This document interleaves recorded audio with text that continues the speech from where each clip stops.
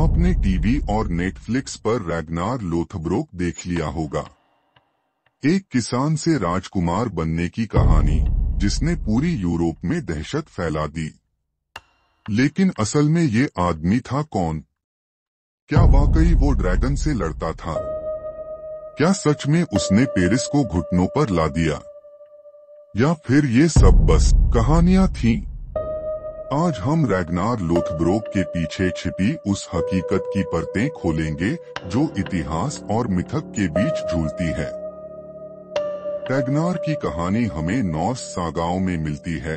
12वीं और 13वीं सदी में लिखी गई कविताएं जैसे द टेल ऑफ राग्नार लोथब्रोक और द सागा ऑफ राग्नार्स सन्स, इनमें रैग्नार को एक ऐसा योद्धा बताया गया है जो खुद को ओडिन का वंशज मानता था। उसने अकेले ही ड्रैगन मार डाला था, बस एक साधारण ट्यूनिक पहनकर जो उसकी पत्नी असलॉग ने उसे दी थी। कहते हैं उस ट्यूनिक से वो आग से बच गया।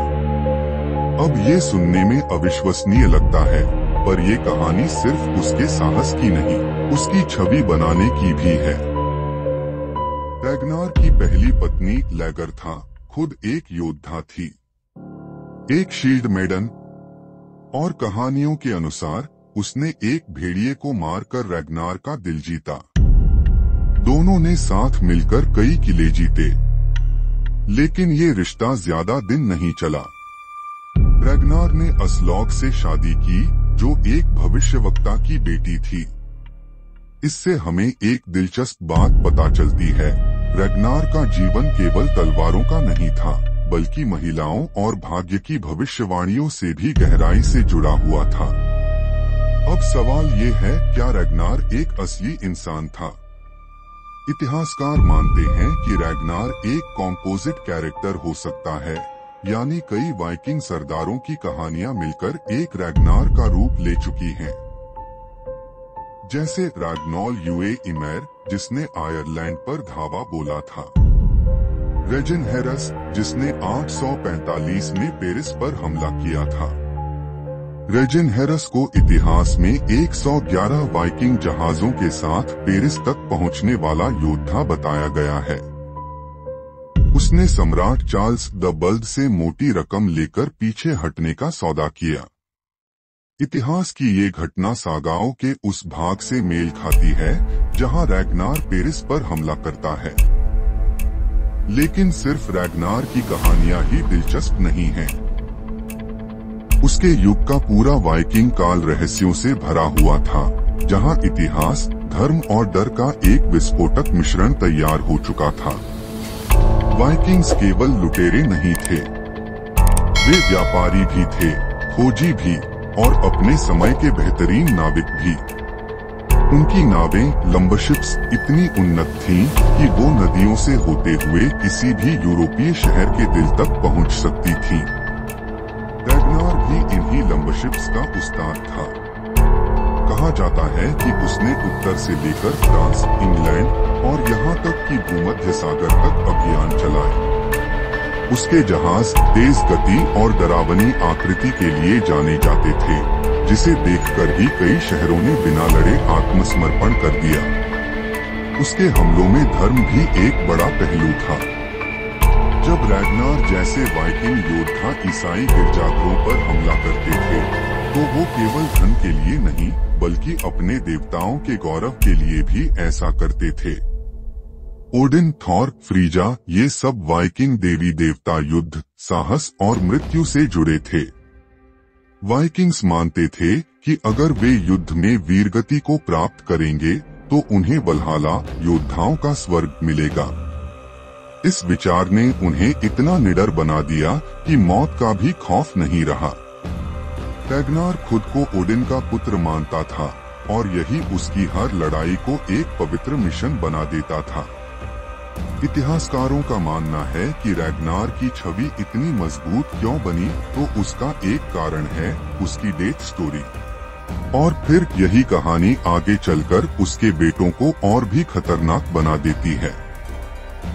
पर एक और रोचक पहलू है रैग्नार की संस्कृति में महिलाओं की भूमिका। लैगर था, उसकी पहली पत्नी एक शील्ड मेडन थी, यानी एक महिला योद्धा जिसने न केवल युद्ध लड़ा बल्कि नेतृत्व भी किया। कहते हैं लैगरथा ने खुद रैग्नार की मदद से युद्ध में सेनाओं का नेतृत्व किया। इससे हमें ये समझ आता है कि वाइकिंग समाज में महिलाएं सिर्फ घर संभालने वाली नहीं थीं, वे तलवार चलाना भी जानती थीं। रैग्नार के बेटों की कहानी और भी दिलचस्प है। आइवर द बोनलेस, बिना हड्डियों वाला योद्धा, एक बर्बर, चालाक और निर्दयी नेता। जोन आयरनसाइड, ऐसा कहा जाता है कि उसने भूमध्य सागर तक नौकायन किया। सिगर्ड स्नेकिंदाई, जिसके आंख में सांप की आकृति थी। इन बेटों ने मिलकर ग्रेट हीथन आर्मी खड़ी की और इंग्लैंड पर हमला बोला। आइवर ने नॉर्थम्ब्रिया के राजा एला को पकड़कर ब्लड ईगल जैसी भयावह सजा दी, जिसमें इंसान की पसलियां काटकर फेफड़े बाहर निकाले जाते थे।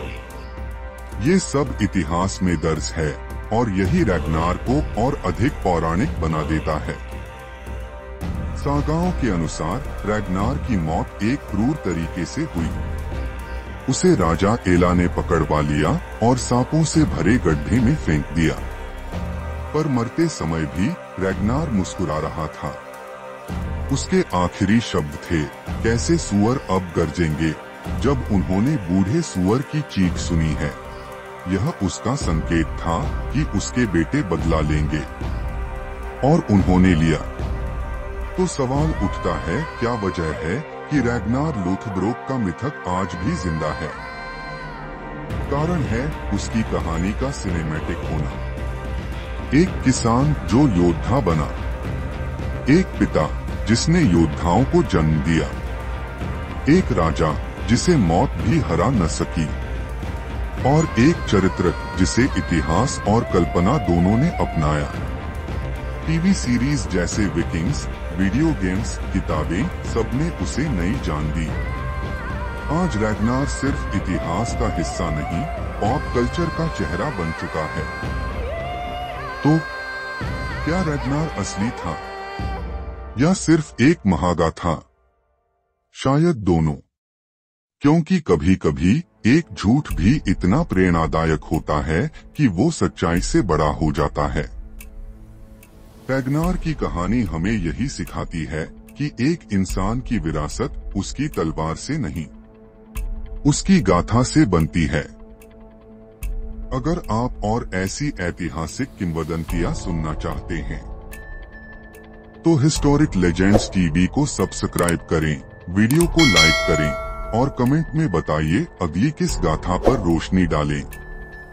मिलते हैं अगली कहानी में एक और रहस्य के साथ।